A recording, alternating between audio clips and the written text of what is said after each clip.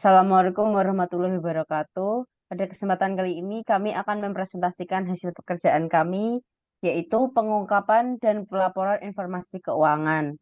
Kelompok kami beranggotakan Saya Cindy Leonita Halim dengan NIM B12 2020 04318. Saya Reni Istinur Afifah dengan NIM B12 2020 04356. Saya Tasya Rahma Sapitri dengan NIM B12 2020 04366.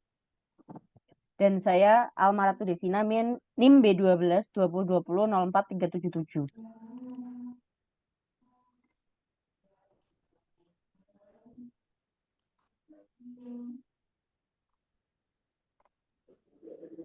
Pengungkapan laporan keuangan. Pengungkapan laporan keuangan bertujuan untuk memberikan informasi yang signifikan dan relevan kepada pemakai laporan keuangan dan membantu mereka dalam pengambilan keputusan ekonomi dengan cara terbaik. Pengungkapan laporan keuangan mengandung arti bahwa laporan keuangan harus memberikan informasi dan penjelasan yang cukup mengenai hasil aktivitas suatu unit usaha. Next.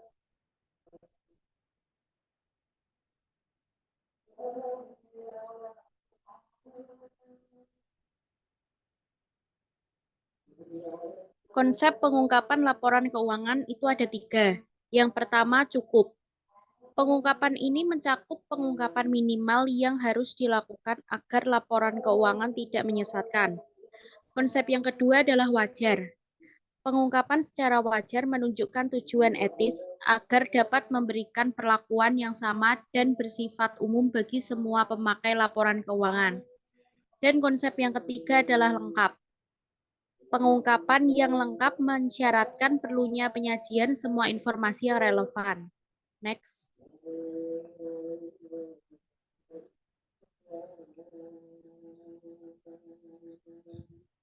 Kepada siapa informasi diungkapkan? Menurut FASB 1980 dalam SFAC nomor 1 menyatakan, pelaporan keuangan harus memberikan informasi yang berguna bagi investor potensial dan kreditur dan pengguna lainnya dalam rangka pengambilan keputusan investasi rasional, kredit, dan keputusan sejenis lainnya.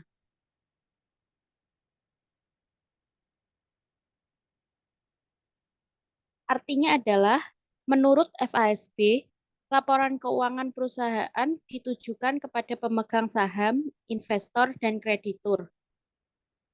Tetapi pengungkapan juga diberikan kepada pegawai, konsumen, pemerintah, dan masyarakat umum sebagai penerima kedua dari laporan keuangan tahunan dan bentuk-bentuk lain pengungkapan.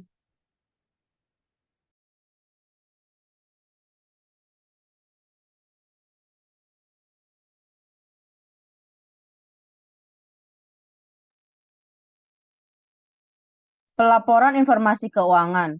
Laporan keuangan menurut PSAK nomor 1 tahun 2015 nomor 1 merupakan penyajian terstruktur dari posisi keuangan dan kinerja keuangan suatu entitas. Laporan ini menampilkan sejarah entitas yang dikuantifikasi dalam nilai moneter. Menurut IAI tahun 2015 menjelaskan laporan keuangan sebagai berikut. Laporan keuangan merupakan bagian dari proses pelaporan keuangan.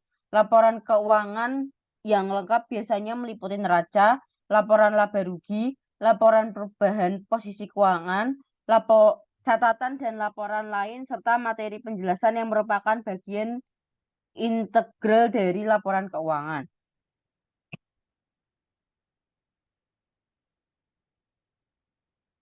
Tujuan pelaporan keuangan.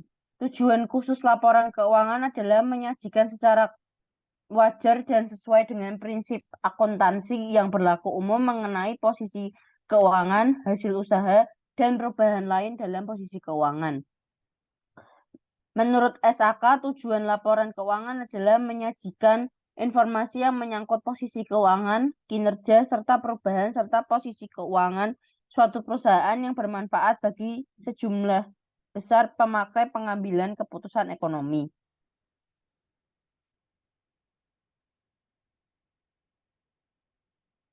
Tujuan dan elemen laporan keuangan. Tujuan pelaporan akuntansi keuangan yang utama yang disebutkan dalam kerangka konseptual adalah 1. Keuangan, 2. Dapat dimengerti, 3. Target pembaca yaitu investor dan kreditor, yang keempat penilaian terhadap arus kas massa yang akan datang, 5. Evaluasi sumber daya ekonomi, dan yang keenam fokus pada laba. Adapun elemen pelaporan dalam pelaporan keuangan adalah 1. Perubahan dalam modal selama suatu periode kecuali yang dilakukan oleh investasi pemilik. 2. Aset bersih dari sebuah entitas. 3. Hasil dari suatu transaksi yang membutuhkan pengalihan aset kepada entitas lain di masa yang akan datang. 4. Peningkatan dalam aset yang berasal dari penyerahan barang yang dihasilkan dari operasi utama suatu entitas. Dan yang kelima, peningkatan dalam aset bersih suatu entitas yang berasal dari transaksi yang terjadi sesekali.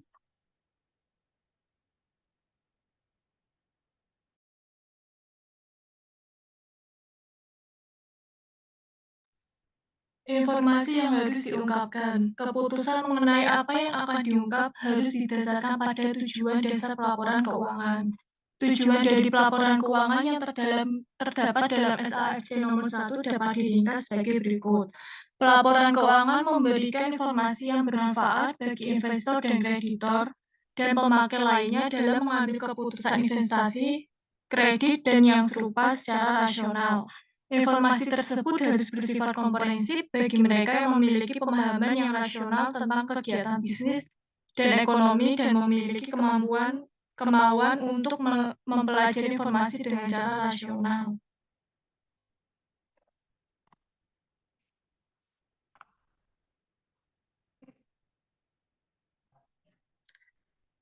Informasi pengungkapan laporan keuangan. Beberapa informasi yang perlu diungkapkan dalam laporan keuangan ada dua. Yang pertama, pengungkapan data kuantitatif, dan yang kedua, pengungkapan data kualitatif.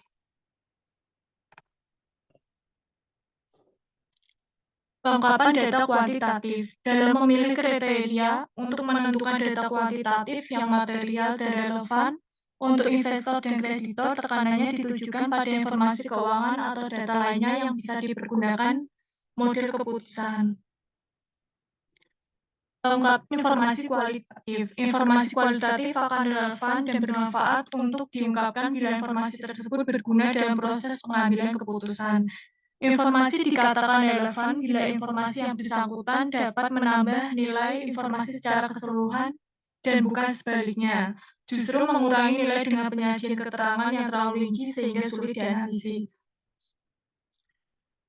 Macam informasi kualitatif. Pada umumnya terdapat 5 macam informasi kualitatif yang perlu diungkapkan terhadap setiap pos dan jumlah yang tercantum dalam laporan keuangan. Yang pertama ada ketidakpastian, kedua ada dasar penilaian dan kebijakan akuntansinya, yang ketiga ada perubahan akuntansi, yang keempat ada keterikatan dengan suatu perjanjian atau kontrak, dan yang terakhir ada peristiwa-peristiwa kemudian setelah tanggal neraca.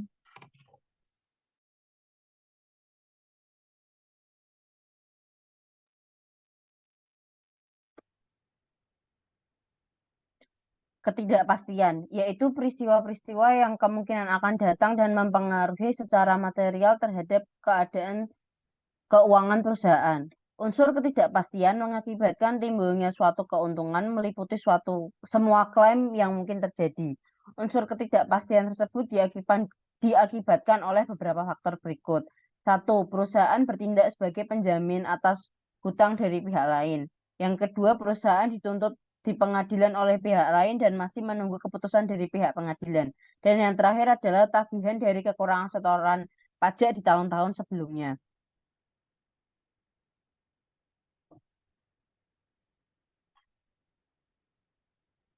Pengungkapan kebijakan akuntansi, yaitu pengungkapan terhadap perubahan atas kebijakan yang digunakan perusahaan, seperti perubahan metode penilaian persediaan dari FIFO menjadi LIFO dan sebagainya.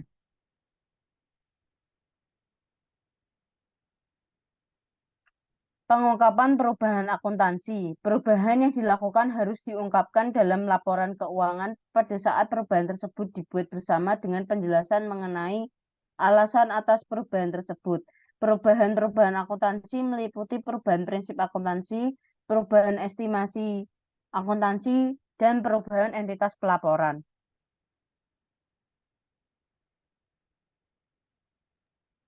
Peristiwa-peristiwa kemudian setelah tanggal neraca.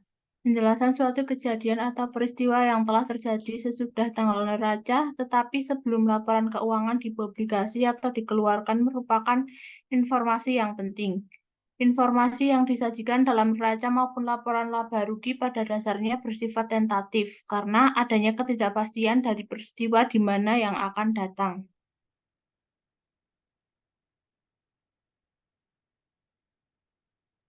Peristiwa yang terjadi setelah tanggal neraca dan sebelum laporan keuangan dipublikasi. Yang pertama, peristiwa yang mempengaruhi secara langsung jumlah elemen yang disajikan dalam laporan keuangan. Yang kedua, peristiwa yang dapat mengubah secara material validitas penilaian neraca atau hubungan di antara pemegang saham atau secara material mempengaruhi manfaat kegiatan yang dilaporkan tahun sebelumnya sebagai prediksi periode berjalan. Yang ketiga, kejadian-kejadian yang mungkin mempengaruhi secara material operasi atau penilaian di masa yang akan datang.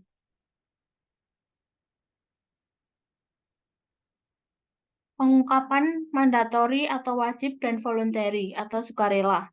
Perusahaan akan mengungkapkan semua informasi yang diperlukan dalam rangka berjalannya fungsi pasar modal. Jika suatu informasi tidak diungkapkan disebabkan karena informasi tidak relevan bagi investor atau informasi tersedia di tempat lain. Beberapa bukti menunjukkan bahwa perusahaan yang menggantungkan kepada modal internasional, maka ada kecenderungan perusahaan tersebut mengungkapkan informasi keuangan yang sesuai dengan pasar uang dan modal, di mana berharap akan mendapatkan sumber dananya.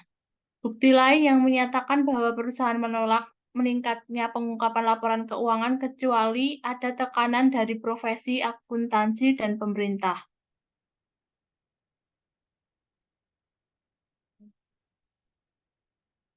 Alasan yang diajukan atas penolakan pengungkapan yang lebih sebagai berikut. Yang pertama, pengungkapan akan memberi manfaat bagi pesaing dan merugikan pemegang saham. Yang kedua, serikat kerja akan mendapatkan manfaat dari adanya pengungkapan sebagai dasar tawar-menawar upah pegawai. Yang ketiga, banyak diyakini bahwa investor tidak dapat memahami kebijakan akuntansi dan prosedur dan pengungkapan penuh hanya akan menyesatkan.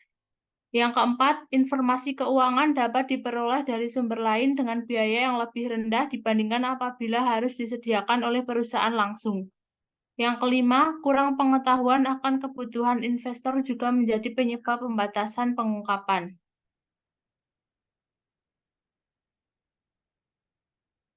Metode pengungkapan. Pemilihan metode yang terbaik dari pengungkapan ini pada setiap kasus tergantung pada sifat informasi bersangkutan dan kepentingan relatifnya. Metode yang umum digunakan dalam pengungkapan informasi dapat diklasifikasikan sebagai berikut. A. Bentuk dan susunan laporan yang formal. B. Terminologi dan penyajian yang terinci. C. Informasi sisipan. D. Catatan kaki. E. Ikhtisar tambahan dan skedul-skedul. F. Komentar dalam laporan audit. G. Pernyataan Direktur Utama atau Ketua Dewan Komisaris.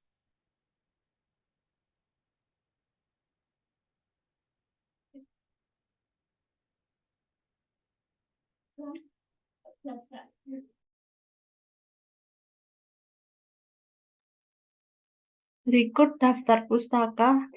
Dan sekian presentasi dari kelompok kami. Apabila ada kesalahan kata, mohon maaf. Wassalamualaikum warahmatullahi wabarakatuh.